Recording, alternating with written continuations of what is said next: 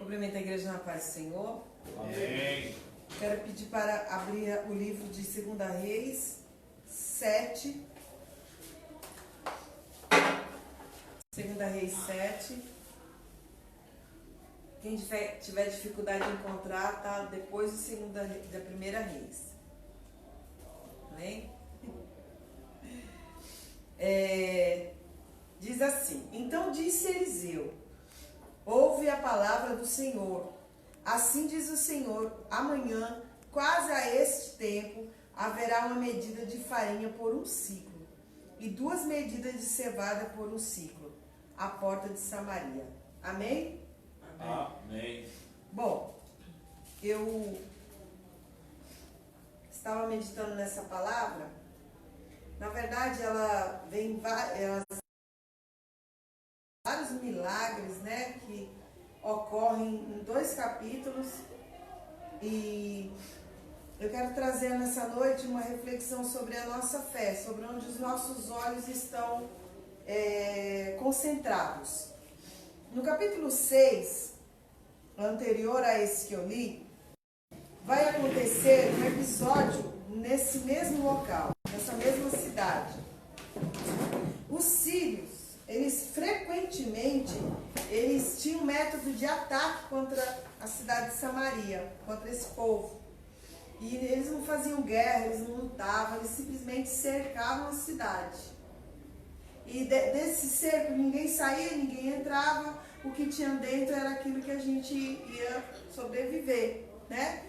Então, no capítulo 6, fala de que, voltando um pouco, de vários acontecimentos em que o rei da Síria, ele preparava, né, tipo armadilhas, e Eliseu ia lá e avisava o rei de Samaria para que não estivesse naquele local, para que não ocorresse tal coisas. Então o rei, ele começa a perguntar, a imaginar ou até mesmo criar que dentro dele havia um traidor do lado do rei, né, de Samaria. E um dos seus servos disse que não, que é o profeta Eliseu que sabe, que ouve o que ele fala dentro dos seus segredos, dentro do seu quarto. Então o rei resolve ir buscar o profeta Eliseu, e ele cerca a cidade, né? No capítulo 6, no 2 Reis 6, fala no versículo 15, diz que o servo do homem de Deus se levantou. Esse aqui, que é o servo de Eliseu, ele se levanta, e ao se levantar, ele vê a cidade totalmente sitiada pelo exército sírio. E eis que o exército tinha cercado a cidade com cavalos e carros. E então o seu servo lhe disse: ai meu senhor, o que faremos? E Eliseu diz: não temas, porque mais são os que estão conosco do que os que estão com eles. E ele diz assim: e orou Eliseu e disse: peço-te que abra os olhos para que veja. E o Senhor abriu os olhos do moço, e ele viu, e eis que o monte estava cheio de cavalos e carros de fogo ao redor de Eliseu. Então esse acontecimento, ele acontece antes desse trecho que eu li. Fala da providência de Deus, né, para com aquela cidade. E Eliseu pede para os olhos do moço se abrirem, para ele ver que o exército de Deus, a proteção de Deus para com eles é muito maior do que o ataque iminente do inimigo, o ataque do inimigo.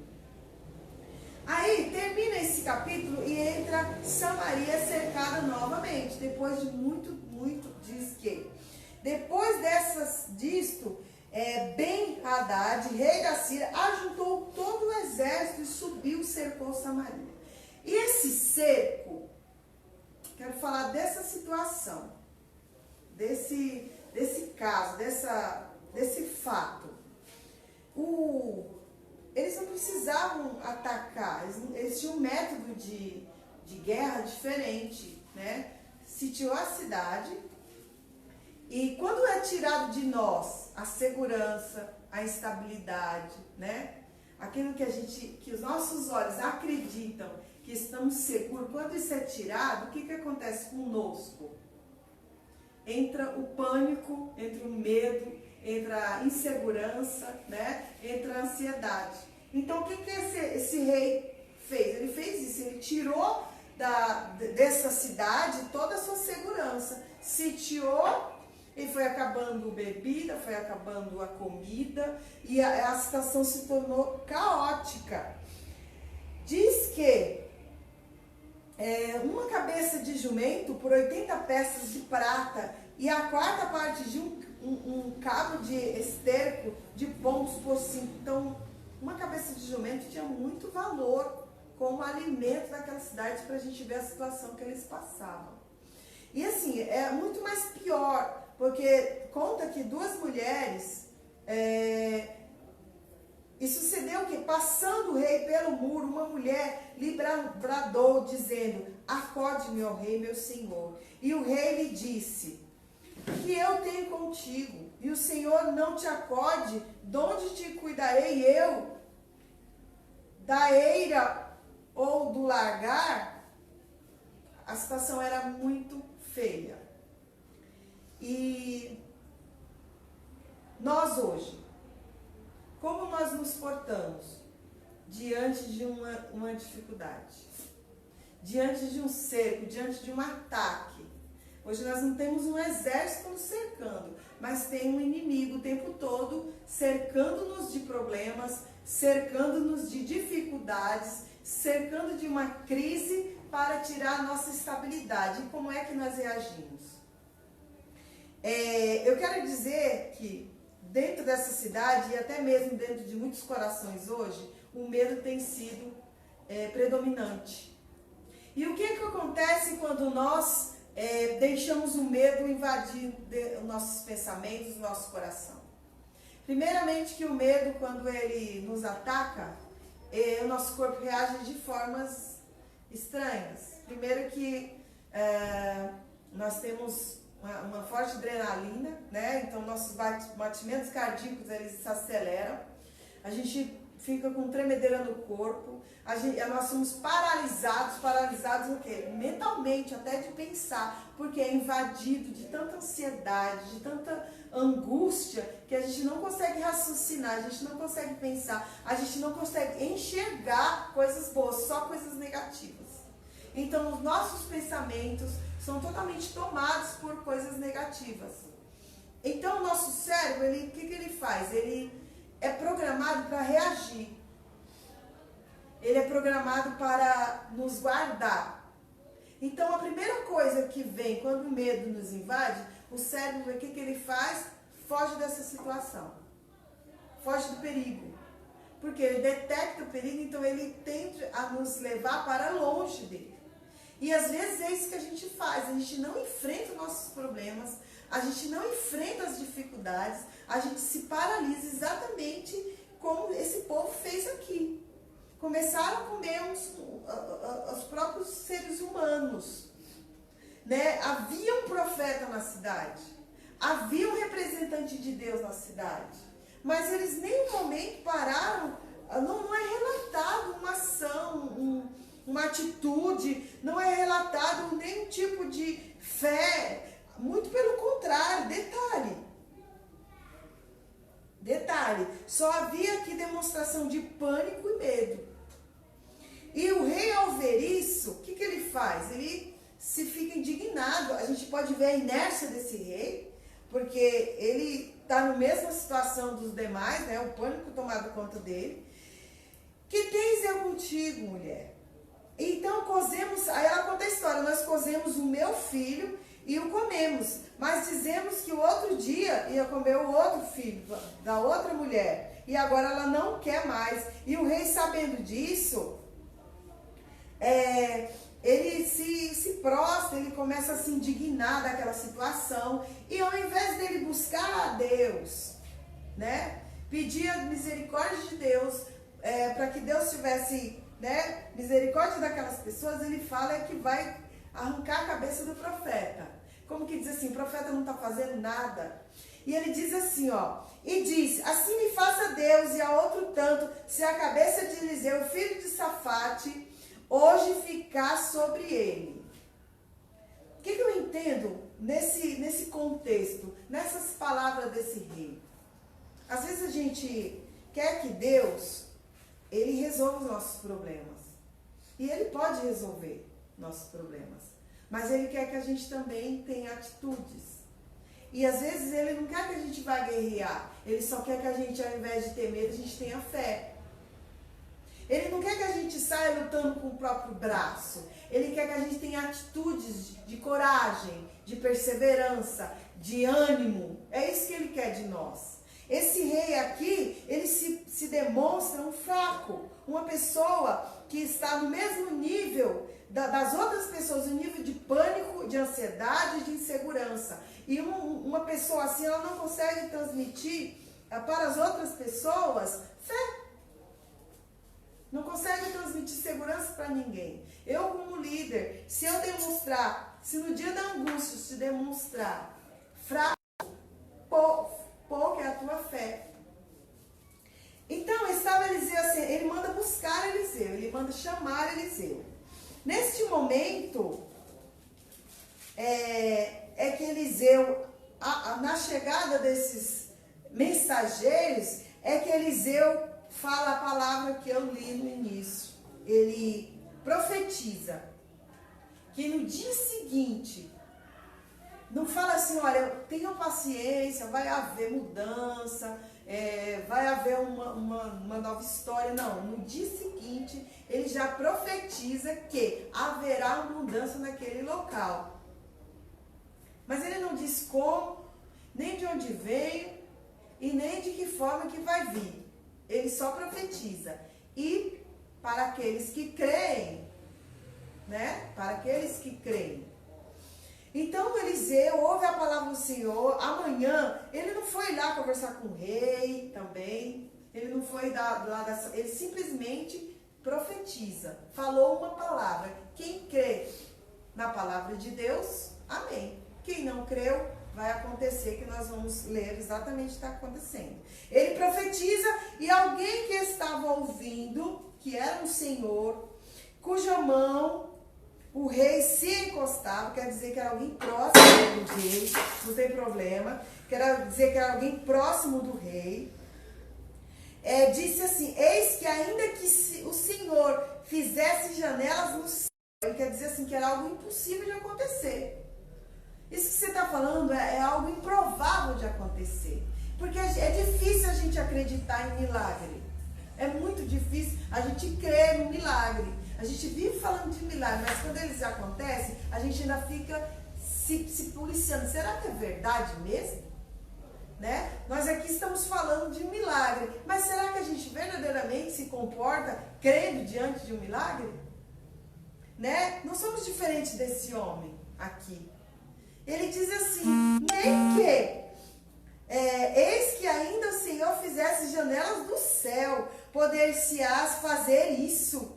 Ele está desacreditando da palavra, da profecia do profeta. E ele diz, eis que você verá com os teus olhos, você vai ver o milagre. Porém, disso não comerás. Você vai ver o milagre, mas você não vai poder tocá-lo, você não vai tomar posse dele, por causa da sua incredulidade. É isso que ele está falando. Mas ele também não disse como que esse cidadão ia padecer, ele não fala como. Ele só fala que a incredulidade dele teria um preço. Ele ia ver, mas ele não ia comer. Será que é porque ia acabar a comida antes disso? Ele não fala. E aí entra mais 4 personagens nessa história. E esses personagens são extremamente importantes, porque são pessoas desacreditadas, excluídas. Aquelas pessoas que você não espera nada deles. E é impressionante como Deus age sempre com esse tipo de pessoas, os desacreditados. Davi tinha vários irmãos e ele era o desacreditado da família. Ninguém apostava nele e foi o escolhido. Observa os escritos da Bíblia, como Jesus escolhe aquelas pessoas que ninguém dá nada por elas. Os discípulos é o exemplo deles. disso. Ele escolhe 12 desacreditados, né? E os treina, e os encoraja, e os prepara durante 3 anos para que eles concluam a missão que ele começou. E eles assim o fazem. Então, a forma como Deus trabalha nas nossas vidas é diferente da como o ser humano trabalha. O ser humano, quando ele vai escolher uma pessoa, ele escolhe por seus méritos, né? Suas habilidades, né? Como que as pessoas estão vendo, qual é a credibilidade dessa pessoa. Deus não. Ele escolhe quando ele enxerga no coração daquela pessoa um ato de bravura, ele enxerga coragem, ele enxerga fé, onde a gente acha que tem fé, às vezes não tem, mas Deus vê onde a gente desacredita, Deus vê fé. E é isso que acontece. 4 leprosos entram na história. Não fala o nome deles, mas fala das atitudes que eles tiveram perante essa mesma situação. Eles estavam na mesma situação, na situação de fome, só que a situação deles era um pouquinho pior. Porque além de estar na mesma fome, que era brutal, eles ainda tinham uma enfermidade incurável. E diz que 4 leprosos estavam na entrada da porta, os quais disseram uns aos outros, não estavam sozinhos. Esses 4 se nessa reunião eles estavam fazendo um planejamento. Como é que nós vamos nos virar nessa crise? Então eles começam a planejar. Se nós ficarmos aqui, nós vamos morrer. Não temos o que comer. Se nós formos para a cidade, nós vamos morrer. Porque lá também não tem comida, então não vai mudar nada. Então, se formos para o campo, para o acampamento sírio, pode ser que eles não recebam e dê comida e pode ser que ele nos mate. Então tinha 3 alternativas. As 3 alternativas eram ruins. Porque tem situação na nossa vida em que a solução ela não é muito boa. Tem situação na nossa vida que vai exigir de nós esforço, vai exigir de nós luta, vai exigir de nós coragem, vai exigir de nós que saiamos da zona de conforto, mas a gente precisa sair, porque por mais difícil que seja, no final Deus vai nos honrar. Glória a Deus. E eles escolhem a terceira opção que eles ali mesmo planejaram. E vão... Então, vou falar suas próprias palavras. Se dissermos, extremos na cidade, há fome na cidade, e morreremos aí. Se ficarmos aqui, também morreremos.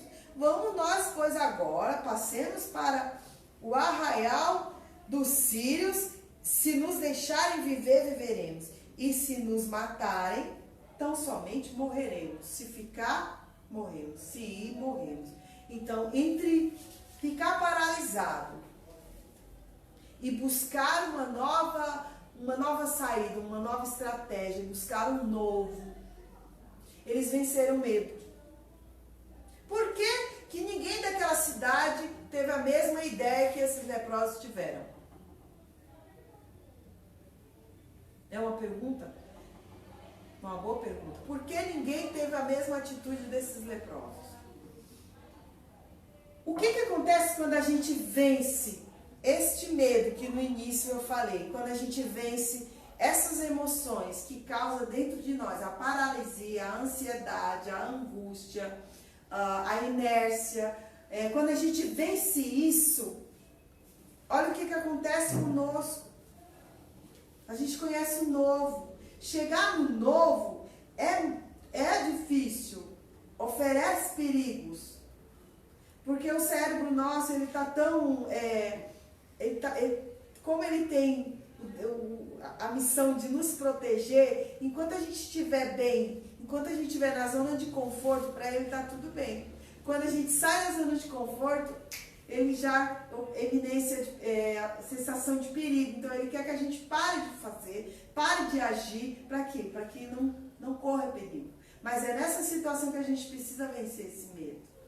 E ultrapassar as nossas fronteiras, as nossas limitações e caminhar. Talvez eu esteja falando isso e muitos estejam se perguntando, eu não sei o que fazer. Hoje eu estou dentro da minha casa, eu estou passando necessidade, né? Eu não tenho condições hoje, eu não sei o que fazer. E Deus está falando aqui, a única coisa que você precisa fazer é ter coragem, é ter fé, né? É não deixar os sentimentos negativos, os pensamentos negativos tomar conta da sua mente. É você preencher a sua mente com as coisas que te trazem fortalecimento, que te trazem mais fé. É só isso que Deus está pedindo para a gente fazer. Não é para preencher os pensamentos com angústia, com mais preocupação, com mais dificuldades, com falta. Quanto mais a gente nos preenche de falta, mais falta vem. Quando a gente preenche os nossos pensamentos, o nosso coração de abundância, da graça de Deus, da providência de Deus, crendo que Ele fará tudo por nós, nós ficaremos bem, nossa imunidade aumenta, né? Nós nos fortalecemos, nós ficamos mais vigorosos e mais animados, e assim pensamos melhor e agimos melhor. Glória a Deus. Foi isso que aconteceu aqui. Então esses leprosos, eles se levantam no anoitecer e vão para o arraial dos sírios. Quando eu falo que nós não precisamos guerrear, nós não precisamos nos tornar ansiosos, é porque está aqui. E eles vão, e chegando à estrada, à entrada do arraial dos sírios, eis que não havia ninguém no arraial. Por que não havia ninguém no arraial? Porque no momento que esses leprosos se levantaram, se colocaram de pé, tomaram uma posição, tomaram uma atitude, Deus, o Senhor, fizeram ouvir do arraial dos sírios ruídos de carros.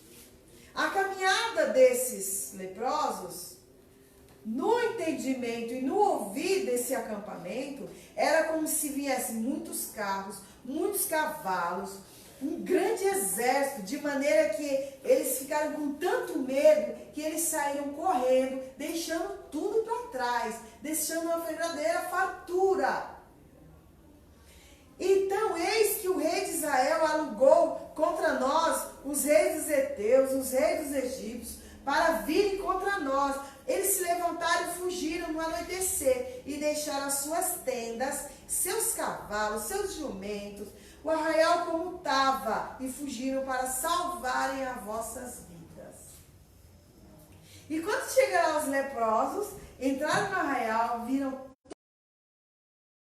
Imagina a felicidade deles, comendo, matando a sua fome. Deve ter comido muito, deve ter se fartado, deve ter pegado as primícias, né? As melhores coisas, guardado. Diz que eles foram numa tenda, pegaram, esconderam, depois foram em outra, pegaram, esconderam. Quando eles estiveram bem fartos, eles falaram assim, ó, uns para os outros: não fazemos bem não ficar só para nós. A gente precisa dividir. Então eles pensaram aqui num coletivo, né? É bonito isso.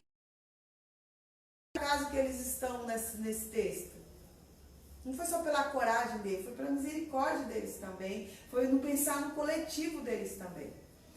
Não fazemos bem, esse dia é dia de boas novas. Vamos contar para a cidade, eles estão com tanta fome, vamos dividir com eles. E foram lá e anunciaram a casa do rei. Porém, foram lá, contaram: olha, nós somos no arraial, e ninguém, nem voz de homem, porém os cavalos estão tudo lá. E aí chama os porteiros o rei. E no versículo 12 do capítulo 7, diz que o rei se levantou de noite e disse aos seus servos: agora vos farei saber o que é que os sírios nos fizeram. Bem sabeis eles que faimados estamos com muita fome, pelo que serão do arraial, e acorde-se pelo campo, dizendo, quando saírem da cidade, então os mataremos. Ter prudência, é bom ter prudência. Né? O rei, ele toma uma atitude prudente. Mas em nenhum momento nós vemos a atenção que esse rei deu à profecia de Eliseu. O que nós vivenciamos aqui é a total incredulidade desse rei. Ele não lembra do que o profeta falou. Ele não viu, não conseguiu ver o milagre. Ele não conseguiu ver. Eu acredito que no capítulo 16 que eu li, quando Eliseu fala para o seu servo, Senhor, abre os olhos dele para que ele veja que maior é o que está conosco. O exército que está ao nosso redor é maior do que os dos inimigos. Isso não foi uma coisa que ficou animado. Quando acontece esse tipo de coisa, ela voa aos quatro ventos, principalmente na mesma cidade. Então, o mínimo aqui desse povo era lembrar do que aconteceu tempos atrás, né? E que Eliseu, através da vida de Eliseu, eles venceram esse exército. Eliseu cega os soldados, né? Depois leva para Samaria, ele faz com que eles enxerguem, dá alimento para eles, devolve eles para o mesmo rei, sãos e salvos. Ninguém lembrou disso nessa situação. Ninguém lembra dos milagres que Deus já fez. Sabe, a paralisação é tão grande, o medo diante das adversidades é tão grande que a gente esquece dos milagres que Deus faz na nossa vida. Quando sai qualquer coisinha do nosso controle, a gente já se desespera.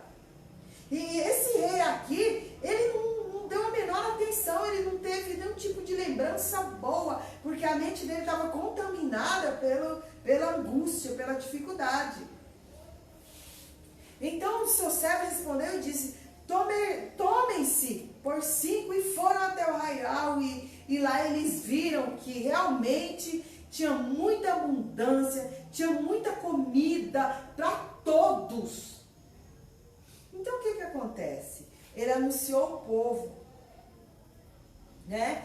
Então saiu o povo, saqueou o arraial dos sírios, e havia uma medida exatamente como a palavra do profeta havia dito. E puseram o rei à porta. E o Senhor em cuja mão se encostava, lembra daquela profecia? Que tinha um incrédulo do lado, quer dizer, todo mundo ali era incrédulo, mas esse era um pouquinho maior. Que diz que nem que abrisse as portas do céu, ele vai aparecer novamente. E o povo atropelou-o na porta. Imagina, cheio de fome. Eu quero trazer um outro tipo de a nossa vida. Imagina, eu anos e anos planejando algo para minha vida. Sonhando, né?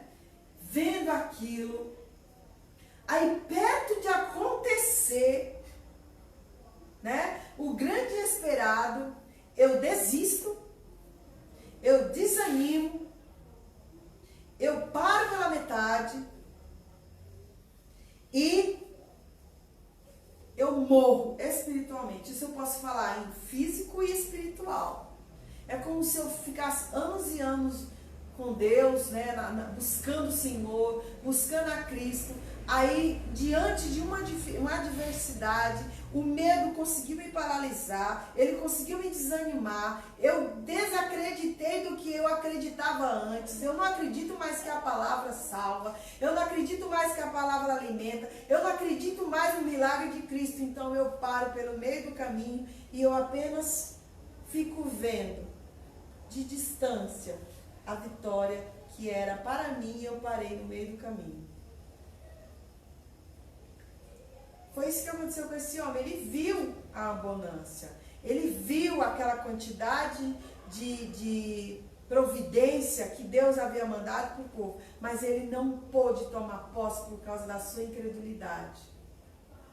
A nossa incredulidade,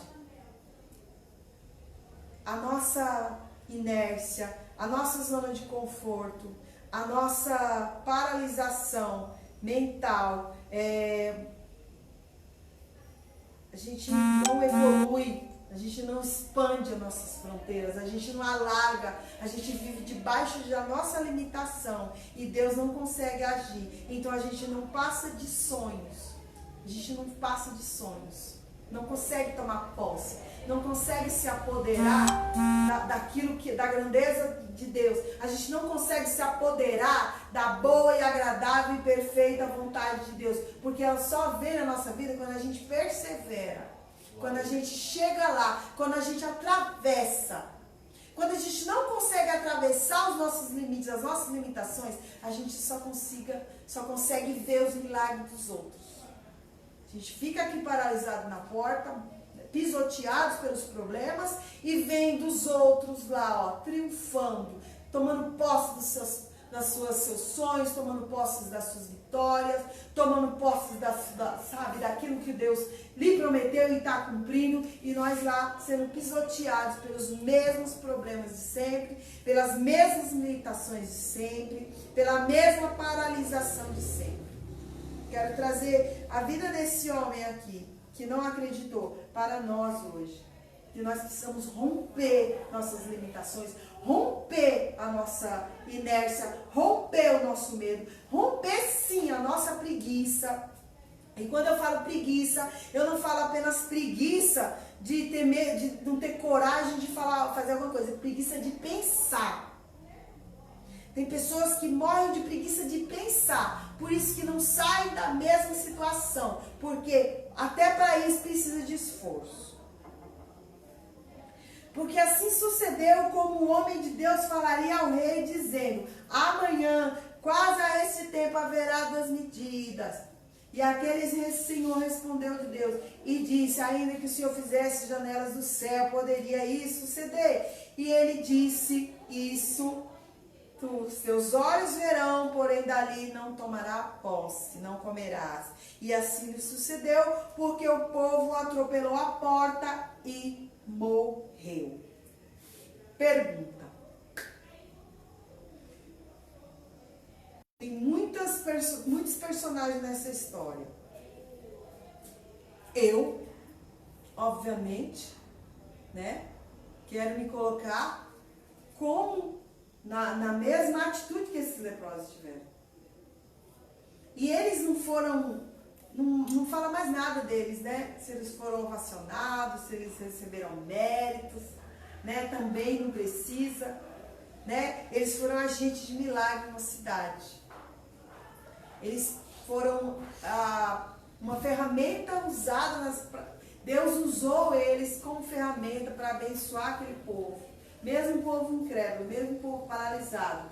Esses 4 homens foram agentes de milagre nessa história, nesse contexto.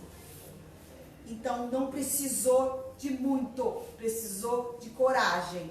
Deus não precisa de um nome cheio de méritos. Deus não precisa de posição, Deus precisa de pessoas corajosas. Ele não está interessado no seu mérito, Ele não está interessado na sua posição, Ele não está interessado quem que você segue, quem te segue, qual é o teu nome, enfim, Ele quer saber as atitudes que tem dentro do teu coração. Glória a Deus. É isso que Deus está buscando em nós. Quem é corajoso, quem não tem medo de enfrentar os seus problemas.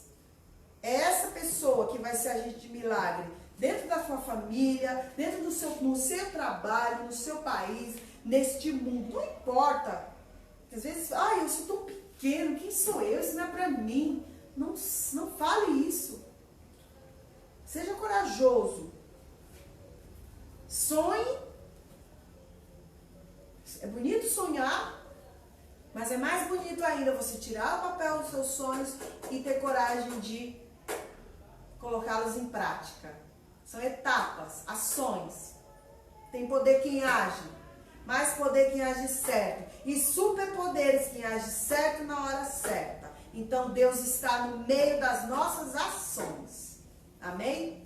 Essa é a palavra dessa noite. Que Deus lhes abençoe. Amém.